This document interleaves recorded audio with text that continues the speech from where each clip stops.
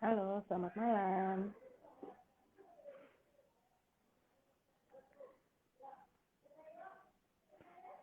Kak Yulia, suaraku kedengeran nggak?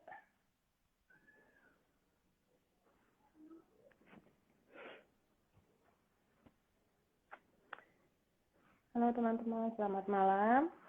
Sambil bersantai bersama keluarga, hari ini kita akan berbicara, ngobrol-ngobrol santai mengenai kesehatan mental anak selama pandemi dan apa sih aktivitas yang bisa kita lakukan. Oke, makasih Kak Yulia. Bu Leninya belum datang.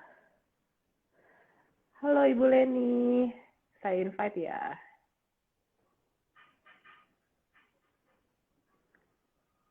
Oh, Ibu Leni nggak bisa saya invite. Instagramnya harus tidak private dulu, Bu. Oh, bisa. Assalamualaikum, Ibu Leni. Waalaikumsalam. Apa kabar, Bu? Terdengar ya? Sehat? Terdengar. Sehat, alhamdulillah. Oh iya. Nah, kita mulai saja ya, Bu ya. Sambil nunggu Baik. teman-teman bergabung. Baru ada 4 orang. Tapi nggak apa-apa, karena nanti akan ada rekamannya. Ibu Leni, saya Audrey dari Depok Membaca Nyaring. Terima kasih sudah berkenan hadir di live Instagram spesial Hari Anak malam ini. Nggak lagi sibuk kan Ibu ya? Nggak, malam minggu ini ya. Oh iya, malam minggu. Teman-teman, keluarga Demin semua, sebelumnya saya perkenalkan, narasumber kita malam ini adalah Ibu Leni Sintorini. Beliau adalah psikolog konsultan Sekolah Kebon Main. Betul ya Bu ya? Benar. Dan psikolog di Puspaga Depok. Puspaga itu adalah LSM, singkatan dari Pusat Pembelajaran Keluarga ya Bu? Benar ya? Iya, Pusat Pembelajaran Mitra Pemkot. Oh, Mitra Pemkot Depok. Oke, Iya, Masya Allah. program Siap. Kementerian TPA. Oke, program Kementerian PPA. Jadi ini ya Bu, memberikan layanan konsultasi baik secara daring ataupun tatap muka ya Bu? Ya, dan edukasi untuk keluarga, pasangan, juga anak-anak dan remaja. Oke. Ini kalau teman-teman yang di Depok mau tahu nih Bu, kalau mau Puspaga, di mana alamatnya? Jalan Kahayan. Ya, Jalan Kahayang. Di Depok 2 ya. Iya, Depok 2. Dan ini layanan free untuk warga Depok. Oh, Masya Allah. Harus ber-KTP Depok ya Konselingnya Bu? juga free. Ya, benar. Sebenarnya untuk di luar Depok juga bisa ada jatah 5% kalau di kotanya belum ada Puspaga. Karena ini kan program turunan dari Kementerian PPA untuk baik. kota atau kabupaten yang sudah layak anak seperti Depok. Oke, baik. Oke, Bu Leni, kita langsung aja ngobrol-ngobrol ya. Santai aja, Ibu. Ini saya maaf ya, saya lagi Ya. alergi sedikit. Bersin-bersin terus. Oh iya. Mudah-mudahan cepat sehat. Oke. Terima kasih, Bu. Oke. Ya. Bu Leni, kan kita kemarin memperingati Hari Anak nih ya. Tanggal 23 Juli. Hari Anak 2 tahun belakangan ini dirayakan secara berbeda ya, Bu ya. Anak-anak kehilangan haknya untuk bermain ya. Maksudnya bermain dengan bebas. Sekolah pun harus online, dan semua gerakan anak terbatas. Nah, dalam pandangan Bu Leni, Hari Anak itu apa sih Bu? Makna dari Hari Anak itu apa? Ya, baik. Hari Anak utamanya di masa pandemi ini sebetulnya momentum refleksi buat semua pihak. Tidak hanya kita sebagai orang tua, tetapi juga sebagai pemangku kebijakan dan juga sebagai masyarakat. Mengapa? Karena ternyata di situasi sekarang dibutuhkan semua pihak untuk membantu anak-anak mendapatkan haknya. Jadi refleksinya adalah semoga di Hari Anak ini kita orang dewasa yang berperan sebagai pendamping ya, kemudian juga pemangku kebijakan bisa memberikan kesempatan anak-anak untuk tumbuh kembang, kemudian untuk sehat secara mental dan mendapatkan haknya, hak pendidikan, ya, hak kesehatan, ya, dan hak yang lainnya, perlindungan anak terutama, ya, karena memang di pandemi ini ternyata banyak hak-hak anak yang akhirnya terbatas yang seperti tadi disampaikan oleh Mbak Audrey, terputus dari lingkungan sosial, ya, karena bentuknya sekarang banyaknya online atau PJJ atau BDS. Ya. Aduh, maaf, kurang cantik. Kita tadi nyetok hidungnya. Oke, baik, Bu. Jadi memang dibutuhkan sinergi ya, Bu, ya. Kerjasama dari semua pihak ya, bukan hanya orang tua, tapi lingkungan sekitar, seperti yang Ibu bilang, pemangku kebijakan. Betul. Mungkin juga guru-guru sekolah anak ya, Bu, ya, untuk memahami, ya, nggak hanya memberikan tugas gitu. Ya, ya, betul sekali. Butuh sekali peran dari sekolah, manajemen sekolah, untuk memahami bahwa kondisi setiap siswa tidak sama. Boleh jadi kondisi siswa banyak keterbatasan. Kita nggak tahu karena banyak keluarga dengan tantangan di pandemi ini mungkin tidak bisa terbuka kepada pihak sekolah. Sebagian kehilangan pekerjaan, sebagian mungkin terpapar. Ya. Kemudian yang di depan mata saat ini, betapa banyak anak-anak yang kehilangan anggota keluarga. Ayahnya, ibunya, ya. Ini masalah sosial yang perlu kita hadapi bersama. Demikian juga butuh dukungan dari pihak sekolah. Betul. Baik. Apa namanya, Bu? Mohon maaf nih, saya sebentar ya, Bu. Iya, nggak apa-apa. Santai aja. Oke, baik. Anak-anak ini ya, Bu, ya, selama pandemi ini kan belum mendapatkan haknya ya, Bu, ya. Belum mendapatkan hak-haknya. Nah, bagaimana supaya hak anak itu bisa terpenuhi selain bersinergi? Karena kan kalau bersinergi, mungkin kadang komunikasi antara orang tua dengan sekolah tidak baik. Maksudnya tidak lancar gitu komunikasinya, atau antara kebijakan dari para pemangku kebijakan, maksudnya yang pemerintah lah ya, atau terkait itu dengan yang terjadi di lapangan tidak bisa sejalan gitu, Bu. Ya, jadi yang bisa kita lakukan adalah memahami kebutuhan anak atau kebutuhan dasar anak. Baiknya semua program sekolah maupun pengasuhan yang kita lakukan di rumah, itu dasarnya adalah kebutuhan anak, bukan kebutuhan orang tua, kebutuhan orang dewasa, atau kebutuhan sekolah.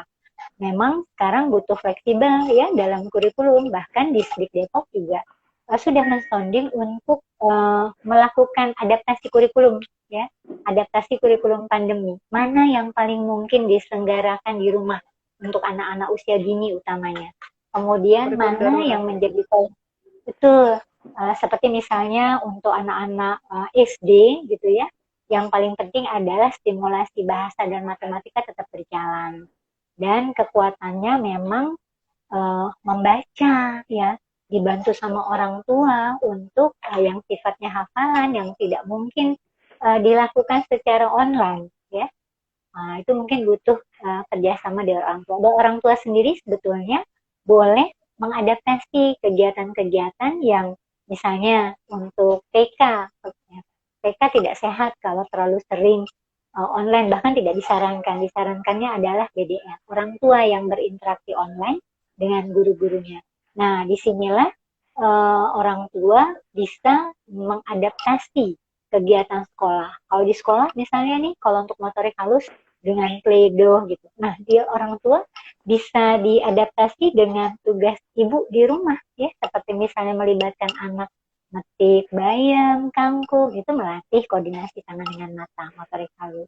Memeras pakaian dalamnya sendiri, itu juga bagian dari stimulasi motorik halus. Betul, betul. Berarti peran orang tua ini selama pandemi ini sangat besar ya, Bu? Peran orang tua itu besar sekali ya. Nah, apa namanya, kesehatan mental anak yang Ibu lihat selama pandemi ini bagaimana, Bu? Karena kan kita kadang-kadang anak-anak tuh terlihat baik-baik saja, tapi kita nggak tahu ya dalam hatinya seperti apa. Apakah dia kadang ada yang jadi tantrum karena bosan tapi belum bisa mengungkapkan karena dia nggak tahu nih mau ngomong apa. Aku pengen jalan-jalan misalkan begitu.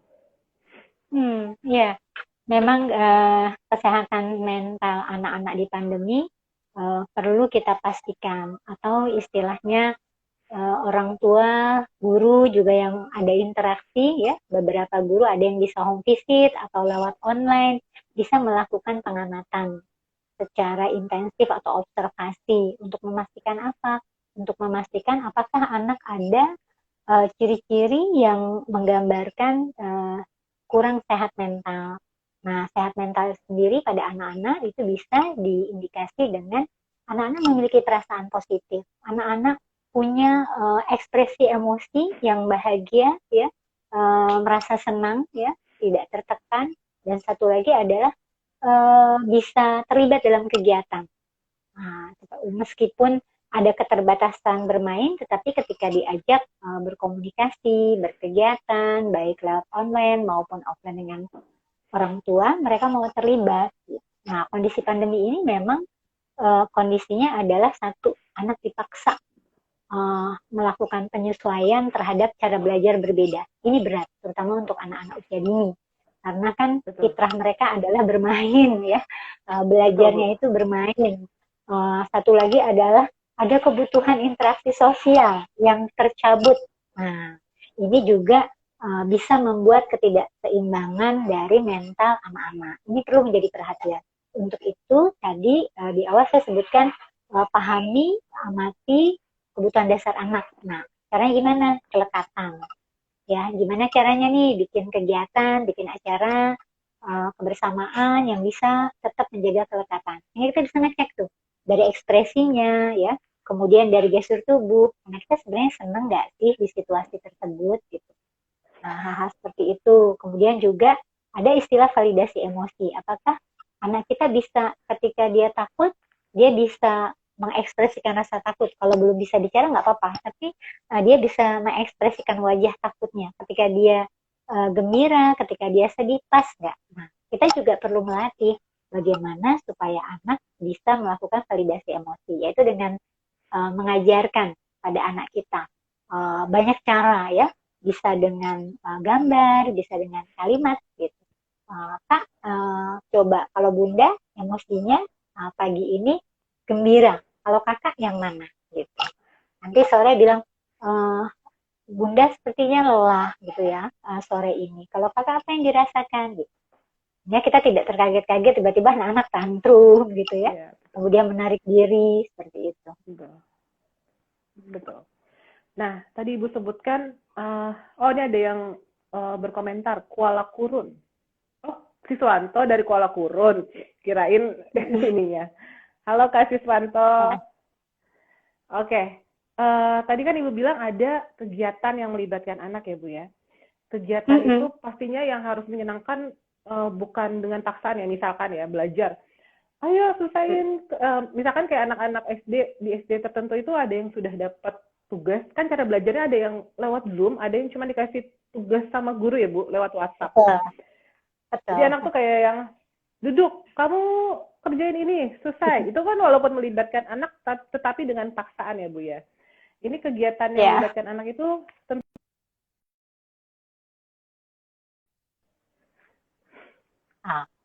Pris. Putus ya? Tadi freeze. Terputus. Gimana Mbak? Jadi kegiatannya itu tentunya bukan yang penuh paksaan, tetapi yang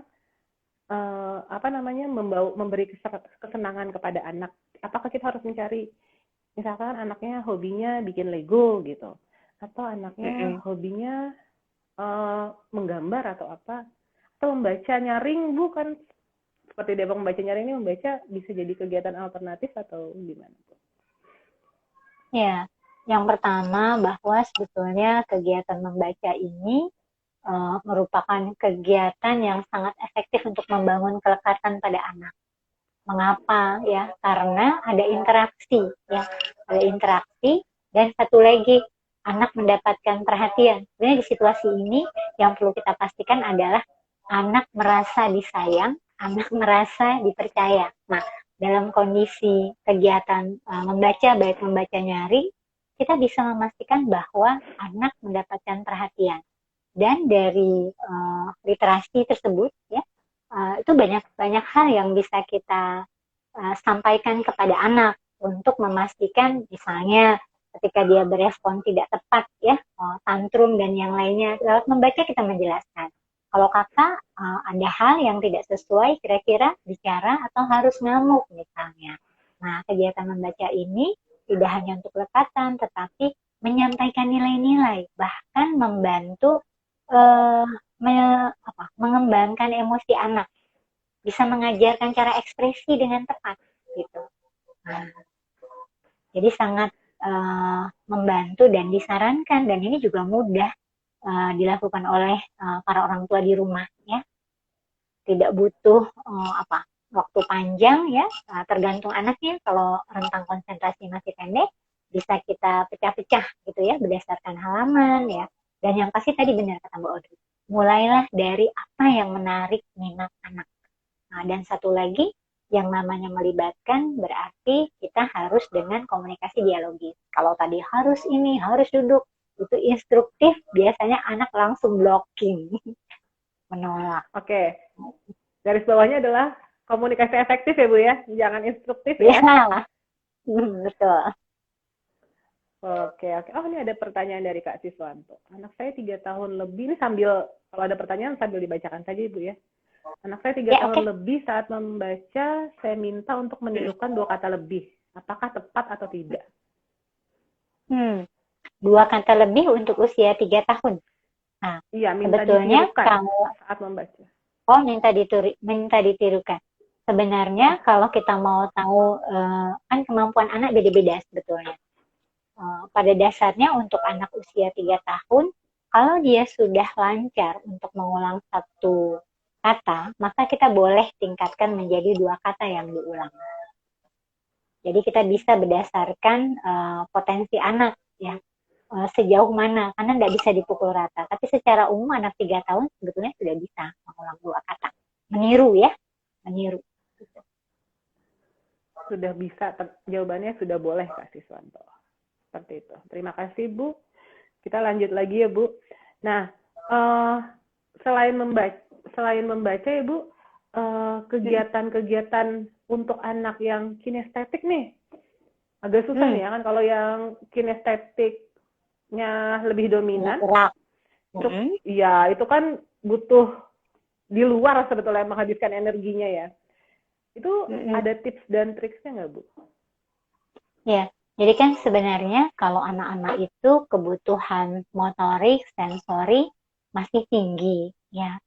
Apalagi untuk anak kinestetik, kebutuhan bergerak. Nah, boleh diintegrasi dengan kegiatan orang tua di rumah, baik ayah maupun ibu. Nah, biasa sih kalau motorik bergerak senangnya dengan ayah, ya, karena ayah biasanya kalau bermain gak butuh alat gitu. Nah, boleh misalnya melibatkan pada tugas harian gitu kan, ya. Mau nyikat sepatu bersama, membantu membersihkan sepeda, ya. Kemudian hal-hal yang anak merasa bahwa dia dibutuhkan, tetapi ada gerakan motorik yang tersalurkan. Termasuk misalnya bantu ngangkat ember untuk nyiram tanaman ibu, nah itu menarik. Kalau untuk anak perempuan sebetulnya dilibatkan pada kegiatan perumah tanggaan sesuai dengan usia juga baik, ya.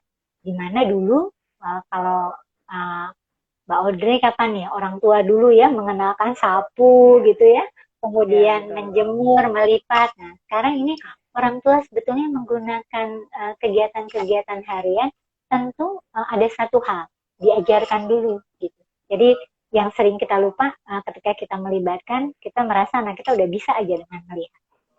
Jadi ajarkan dulu, dan tentu ekspektasinya diturunkan. Hasilnya tidak akan sama dengan kalau kita mengerjakan.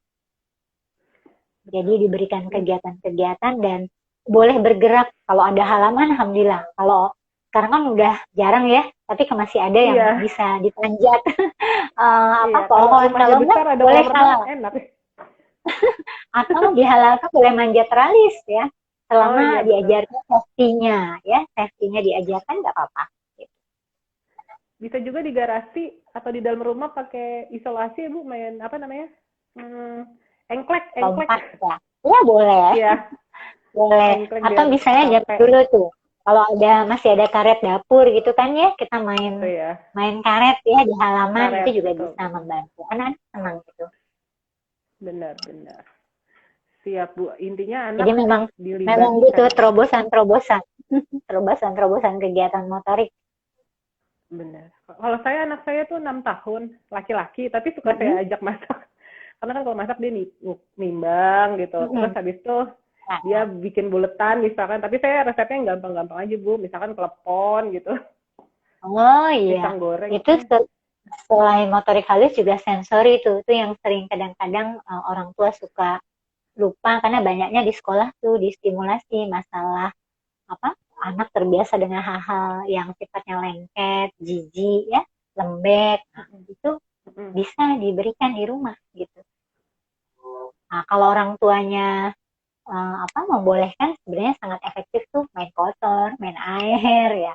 Selama dikasih batasan ya, orang tua jadi tahu gimana membereskannya efektif ya, anak-anak juga tidak melanggar teritorial yang dibolehkan basah dan kotor tadi. Nah, itu anak-anak bahagia deh. Benar. Nah, itu Bu, benar Bu. Jadi ingat, tiba-tiba kepikiran, apakah anak tetap butuh rutin ya Bu ya? Anak-anak tuh di tengah pandemi gini tetap butuh rutin ya, supaya mereka tahu habisnya saya mau ngapain, habisnya saya mau apa gitu ya Bu? Ya, karena kita tetap harus membantu anak-anak kontrol diri. Nah, tentu rutinitasnya berbeda dari durasi pada orang dewasa. Tapi dia tahu kapan mandi, kapan makan, gitu, kapan bermain, ya, kapan tidur. Gitu.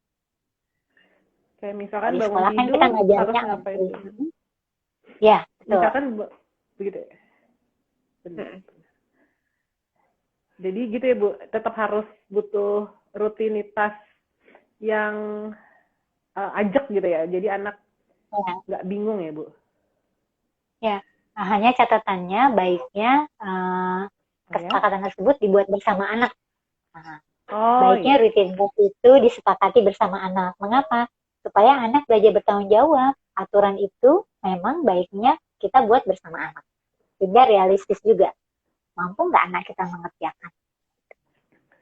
Baik, berarti aturan lebih baik dibuat bersama anak. Kesepakatan ya Bu ya? Ya, benar. Oke, ini ada pertanyaan lagi dari Kak Siswanto. Bagaimana bentuk permainan atau alat peraga untuk mengembangkan kecerdasan interpersonal bagi anak usia 2-4 tahun? Terima kasih. Baik ya. Nah, kalau kecerdasan interpersonal ini bisa dengan buku-buku bergambar yang menggambarkan bahasa sosial, bagaimana interaksi terjalin, bagaimana ketika bertemu dengan orang baru. Sekarang banyak buku-buku karakter yang memberikan gambaran interaksi sosial, ya. Kemudian bagaimana cara mengembangkan kemampuan sosial anak. Dan untuk pandemi saat ini sebetulnya screen time anak dibolehkan ketika kita sudah punya jam membaca yang kuat ya. Jadi lebih kepada untuk kalau live-nya seperti apa sih gitu ya, ketika kita sudah menunjukkan gambar-gambar pada anak usia tersebut, memang baiknya adalah bentuknya gambar. Jadi baca gambar. Nah, nanti orang tua yang membunyikan gitu. Atau anak yang kita minta kesempatan begitu ada gambar nih, misalnya gitu kan, anak yang berani berkata tidak ya ketika temannya mau melakukan bully misalnya. Itu kan ada gambarnya no misalnya, terus ada gambar anak mau hit, mau memukul gitu. Nah, kita bisa sebelum kita tanya apa yang terjadi dengan anak ini gitu kan ya. Kemudian temannya bagaimana gitu. Nah, dari situ kita bisa tahu isi kepala referensi anak terkait interpersonal anak. Gitu. Setelah itu baru kita masukkan, gitu. Atau dibalik, kita dulu yang menjelaskan, kemudian kita cari gambar yang punya pesan yang sama, ya, tapi gambarnya berbeda, anak bisa menangkap atau tidak. Gitu. Baik, Kak Siswanto, apakah sudah cukup jelas? Teman-teman baju Nah, yang anak-anak bertanya senang boleh yang berwarna. gitu. Anak-anak di usia itu senang yang berwarna. Baik, senang yang berwarna ya Bu ya. Jadi adalah Ya. buku bergambar. Jadi membacakan cerita sebetulnya efektif ya Bu. Misalkan buku dengan tema ya. Ya. Buku bertema, misalkan ada kan buku yang bertema bullying gitu, bisa kita bacakan gitu ya Bu ya. Atau pemberani, betul. Atau pemberani, betul. Lalu ajak anak berdiskusi begitu ya. Iya, dulu anak-anak ketika saya ingin mengenalkan macam-macam emosi, itu pakai buku. Kemudian mau membiasakan sikat gigi, minum obat, pakai buku. Iya. Nah, kemudian kita mendiskusikannya. Banyak banget ya. Bahkan kadang pesannya jauh lebih mudah. Karena tokohnya anak gitu ya, seusia. Nah, soal tokoh buku nih Bu, tokoh di dalam buku maksudnya. Apakah lebih tepat untuk anak menyampaikan selama pandemi ini ya, menyampaikan atau mengembangkan kecerdasan interpersonal ini dengan tokoh buku binatang yang seolah-olah hidup, atau yang memang langsung aja anak gitu, anak perempuan, anak laki? Iya, sebetulnya masalah identitas ya, dan masalah imajinasi. Untuk imajinasi anak-anak masih butuh ya, tapi nanti begitu menjelang 6 tahun baiknya memang kita sudah mulai lebih selektif menampilkan gender ya, artinya identitas sesuai. Tetapi di bawah usia itu boleh dikenalkan fabel ya istilahnya ya. Iya, fabel, betul. Pada beberapa anak, terutama anak laki-laki biasanya yang butuh imitasi lah istilahnya ya, imajinasi tersebut. Tapi kalau pada beberapa anak yang cukup matang, dia punya ketertarikan dengan tokoh langsung pada sosok anak laki-laki, anak perempuan atau tokoh orang, tidak apa-apa, lebih baik gitu. Tetapi pada anak-anak yang belum tertarik, biasanya mereka suka pada binatang, transportasi, ya kemudian hal-hal yang lain di luar diri manusia. Misalkan ada yang suka dino gitu ya, bukunya kadang ada dino bisa apa, dino bisa ini gitu ya. Ada juga kan buku-buku dari imajinatif. Iya, betul. Dari kartun-kartun gitu jadi buku cerita.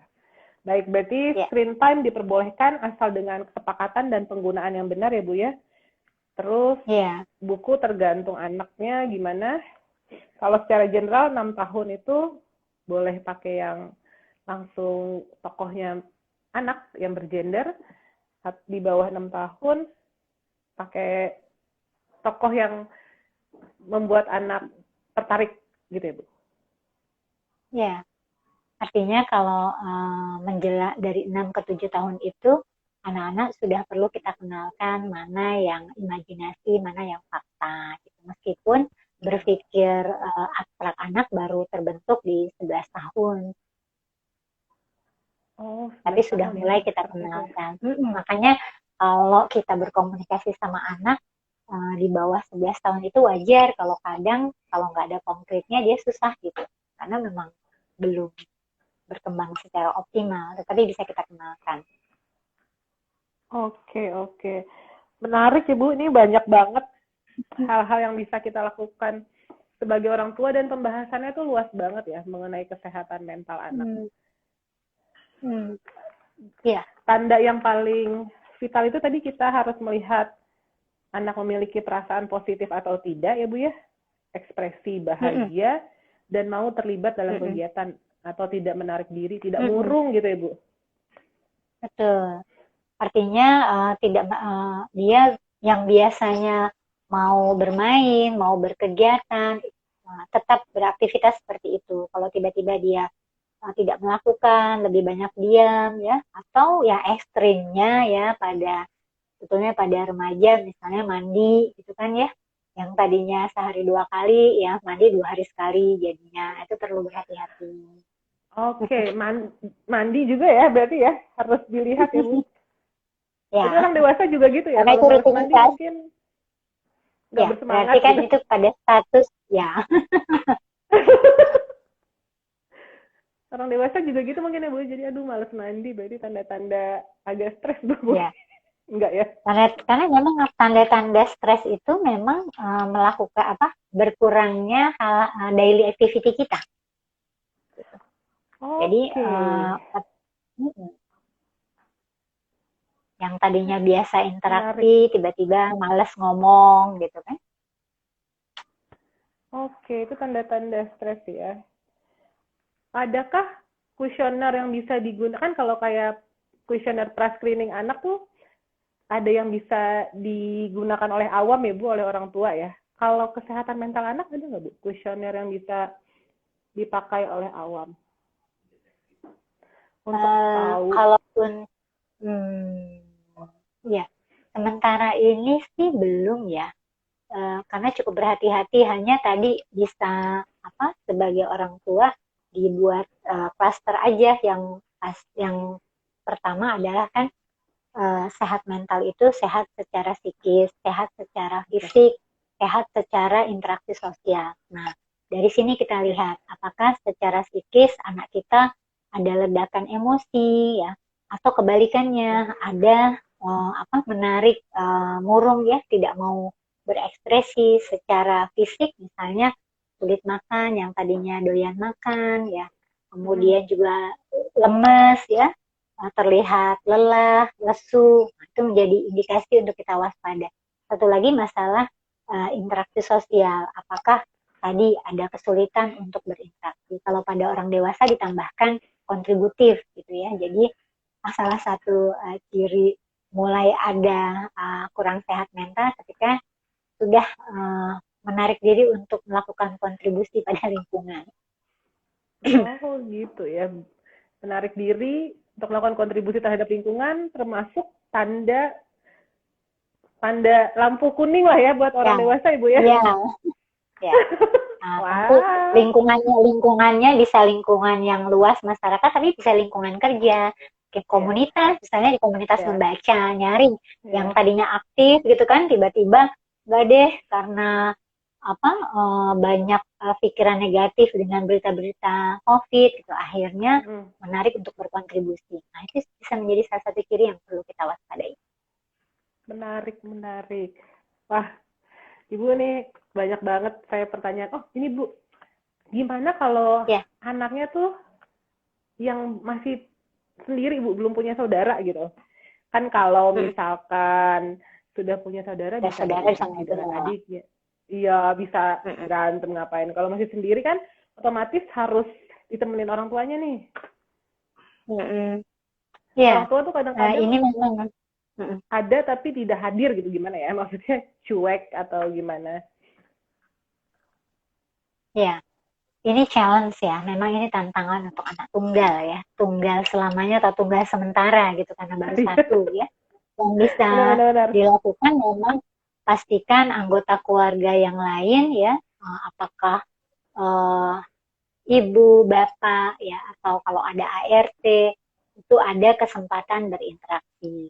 Kemudian kalau memungkinkan dan masih aman untuk berinteraksi anak dengan tetangga ya, maka berinteraksi dengan prokes yang kuat. Atau misalnya tidak perlu berinteraksi tapi aman di taman kompleks, taman rumah, anak bersepeda, itu juga sebetulnya memenuhi kebutuhan untuk berinteraksi dengan melihat sekeliling saja, melihat dari jauh cukup membantu untuk memenuhi kebutuhan itu. Satu lagi adalah tentu dengan pengawasan yang ketat terkait online ya, karena saya juga menyarankan pada beberapa sekolah untuk guru menyapa ya. Jadi boleh gurunya menyapa secara individual, boleh dengan video call ya, atau kan kalau anak-anak masih sulit ya kalau untuk chat, video call dengan didampingi oleh orang tua, atau ketika ayah atau ibunya bekerja maka ditelepon anaknya lebih sering daripada sebelum pandemi. Kemudian juga bisa melibatkan sepupu, Pak D, Bude. Makanya tadi saya bilang mengasuh anak sekarang butuh orang sekampung ya. Artinya butuh melibatkan tidak hanya keluarga inti gitu. Sehingga anak terpenuhi gitu. Dan yang apalagi kalau yang butuh penyesuaian lama, nah itu perlu kita stimulasi gitu dengan menyapa. Meskipun dia mungkin tidak jawab, cuma nyengir aja awalnya gitu ya. Atau dia hanya mau menjawab sepatah dua patah gitu. Besok boleh yang tadinya cuma berdua, jadi tawarkan sama ibunya, mau nggak? Yuk kita video call bertiga dengan teman yang kakak sukai atau kakak merasa nyaman, lalu ngobrol. Atau juga pernah di sekolah kami, buat anak-anak itu interaksi sosial yang kita lakukan adalah memasak bersama dengan orang tua dengan resep sederhana, kemudian bertukar. Jadi gosen. Nah, disitulah anak-anak akhirnya menceritakan, aduh aku seneng kue yang kamu kasih, masakan ibu kamu, dan yang lainnya seperti itu. Ini menarik nih Bu idenya. Bisa kita bikin makanan lalu kita kirim ke teman ya. Jadi tetap bikin kartu kali ya Bu ya, bikin ucapan gitu. Betul. Nah, kalau udah bisa menulis. Untuk kelas tinggi bisa. Nah, kalau untuk kelas tinggi itu misalnya bisa menulis gitu ya, atau misalnya email dan yang lainnya gitu. Jadi tetap ada interaksi. Baik. Oh, ini ada assalamualaikum dari Kak Hamzah. Waalaikumsalam. Hai. Nah, ini kan untuk anak-anak yang usia dini ya, nggak dini sih, maksudnya masih bisa diawasi orang tua. Kadang kan kalau udah mulai remaja, udah preteen, udah teenager itu udah mulai punya dunianya sendiri dan banyak dan lebih tidak ketahuan ini anak-anak secara mental sehat atau tidak gitu, terpenuhi atau tidak. Karena kan apalagi kalau ada yang adiksi game ya Bu ya, itu agak ini deh. Konsekuensi dari online ya yang sulit dihindari. Nah, Mbak Audrey kalau boleh berbagi ya, kami di Puspagani sebetulnya melayani remaja. Klien kami banyak bahkan anak SMP, bahkan anak SD kelas 6 pun ada, SMA.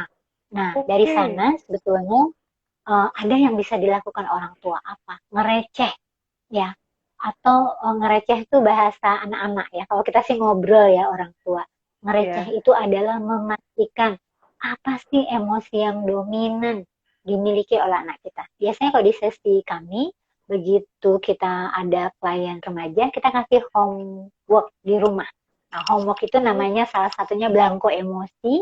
Di belangko emosi itu kita minta, Kak, kita kasih kolom lebih dari 5. Tapi kita minta, Kakak boleh tulis 5 emosi saja yang dominan dirasakan dalam satu hari.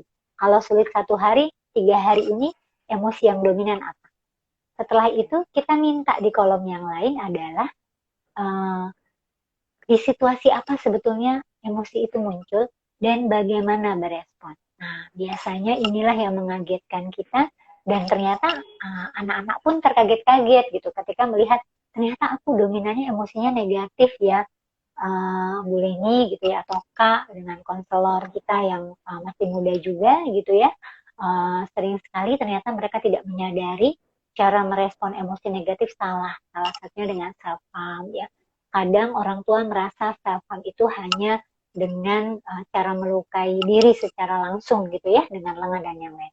Tapi sebenarnya self harm seperti menggigit bibir, kemudian mencakar wajah ya, kemudian mencakar-cakar tangan, itu bagian dari self harm awal yang sederhana. Atau membenturkan kepala, menjambak. Hal ini bisa kita dapat sebagai orang tua dengan ngereceh. Nah, untuk bisa ngereceh, pastiin dulu anak kita kalau dideketin tuh keluar keringet jagung apa enggak gitu kan. Jadi pastikan dulu nih bondingnya.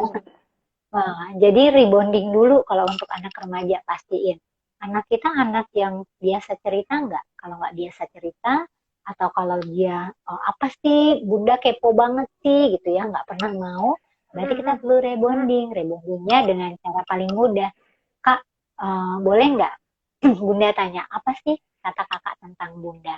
Maksudnya bunda cerewet kah, galak kah misalnya. Terus sebenarnya kakak pengennya bunda kayak apa sih gitu. Kita harus tahu meskipun jawabannya tidak menyenangkan ya gitu, atau jawaban jujur anak biasanya anak tanya mau jawaban yang membahagiakan atau jawaban yang sebenarnya gitu kan ya. Setelah kita tahu apa kata anak tentang diri kita baru bisa positioning. Kita ngobrolnya mau gimana? Oke, kalau gitu bunda minta maaf ya kalau selama ini bunda sebagai ibu tuh nggak bisa jadi temen gitu. Boleh nggak kita buat nih kesepakatan gitu. terserah kakak deh, kakak yang menentukan atau bunda. Mau sepekan sekali, mau menjelang tidur, atau kakak sesiapnya sepekan berapa kali gitu ya. Kakak boleh nanya apa aja gitu. Dan syaratnya satu, nggak boleh ceramah. Dan cuma sedia kuping. Meskipun mungkin yang disampaikan tuh komplain, dan mungkin tidak benar. Kadang kita orang tua tuh udah sibuk apa mau mengkoreksi yang salah, padahal harusnya kita dengar utuh dulu. Oh, ternyata persepsi anak kita salah. Jadi ngereceh itu tujuannya adalah memvalidasi persepsi anak, apa sih isi pikiran anak kita, dan memvalidasi emosi yang dominan.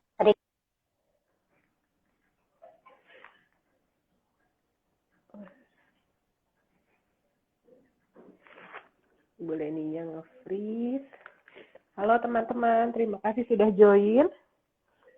Sebentar ada gangguan sambungan. Bu Leninya nge-freeze, dan mohon maaf ya kalau saya berkali-kali menunduk karena sedang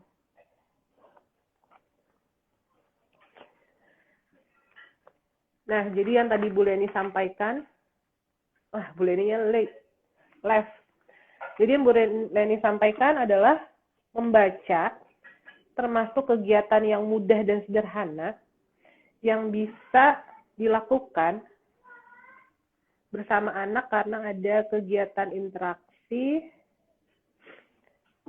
dan juga untuk membangun bonding. Saya lagi undang Bu Leni lagi. Teman-teman kalau ada pertanyaan boleh di-drop. Silahkan. Halo Bu. Oh, maaf ya, terpental mungkin ya. Nggak apa-apa Bu. Lanjut lagi Bu. Ya. Sedikit lagi. Iya. Jadi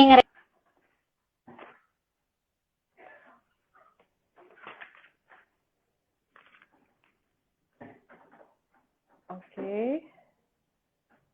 Jadi kita perlu ngereceh kalau untuk anak usia remaja untuk memvalidasi pikiran anak. Oke. Bu Leni tampaknya ada gangguan sambungan lagi.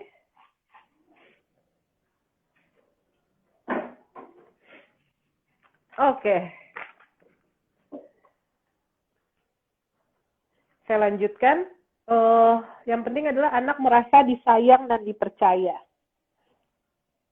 Pastikan anak memiliki perasaan yang positif, ekspresi bahagia, dan ajak anak terlibat dalam kegiatan. Nah, membaca itu dua arah, membacakan nyaring terutama anak bisa merasa disayang dan dipercaya. Lalu anak juga dapat kita ajak untuk mendapatkan pengetahuan baru. Mengembangkan kemampuan interpersonal, tadi salah satu contohnya. Saya coba invite Bu Leni lagi ya.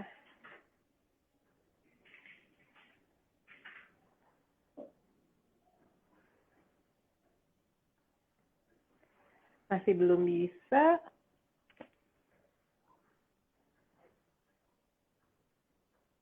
Oh, Bu Leninya tidak ada.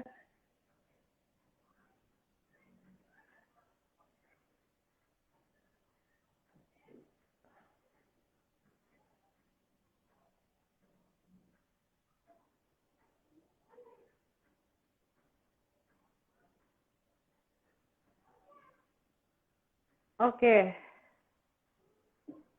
Sambil kita menunggu Bu Leni, kalau dalam 5 menit, Bu Leninya nggak bisa. Sebentar.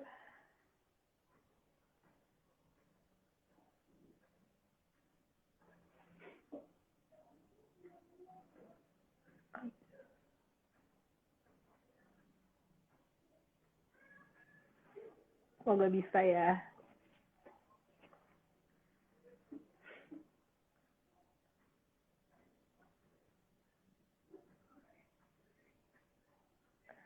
Bisakah Bu Leni bergabung bersama kita lagi, Bu?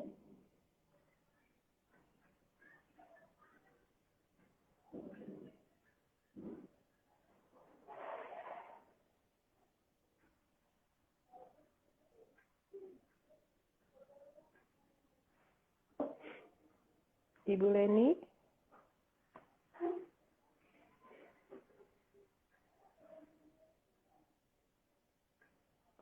Aduh. Oke. Teman-teman, nggak ada pertanyaan nih buat Ibu Leni sambil kita menunggu beliau. Jadi teman-teman jangan khawatir, membaca nyaring adalah salah satu kegiatan yang bisa kita lakukan dan menjadi salah satu kegiatan yang loh ini mie goreng 19. Bu Leni, apakah Bu Leni pakai nama mie goreng 19?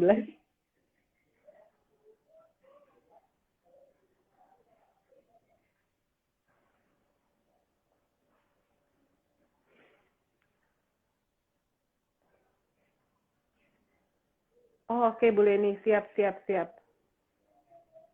Send request. Bismillah. Bisa, Bu?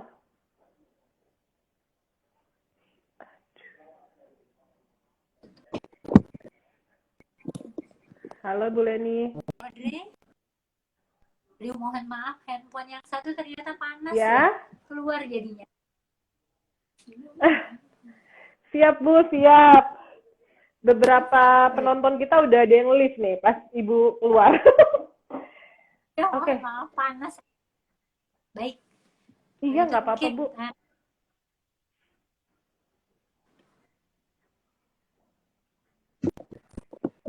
Iya, Bu.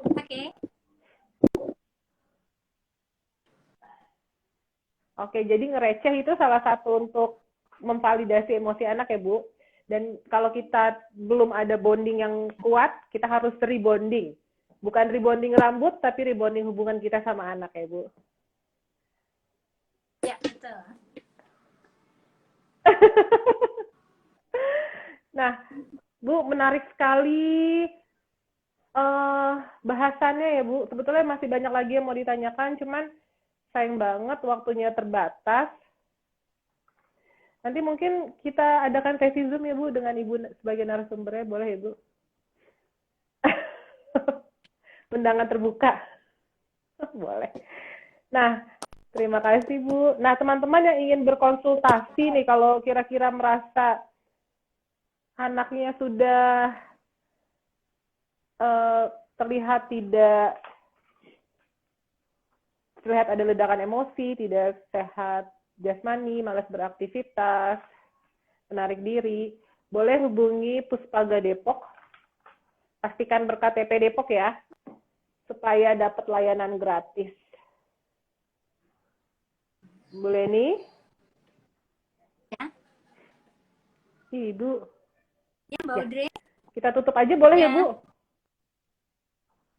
Ada harapan untuk anak Indonesia apa, Bu? Ya, harapannya semoga ke depan lebih mendapatkan lingkungan positif, kemudian orang dewasa lebih siap untuk mendampingi dan memberikan kesempatan untuk tumbuh kembang dan meraih optimalisasi dari potensi masing-masing. Dan menerima semua anak berharga dan punya potensi yang berbeda-beda. Oke. Semangat untuk siap. mendampingi dengan baca, ya.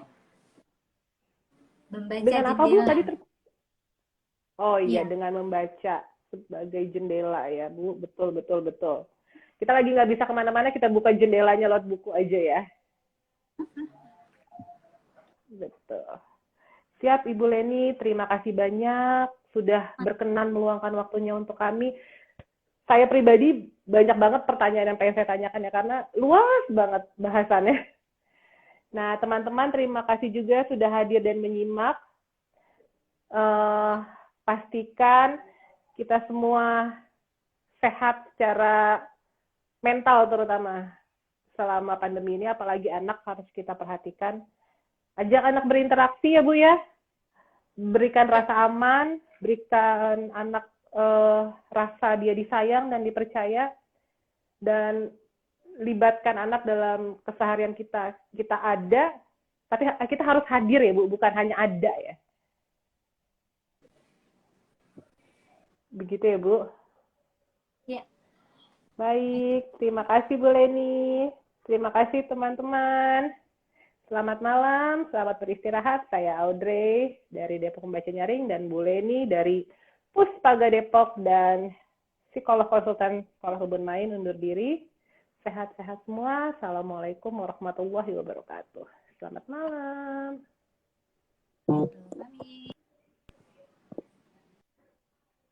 Dadah Ibu. Saya M ya Bu.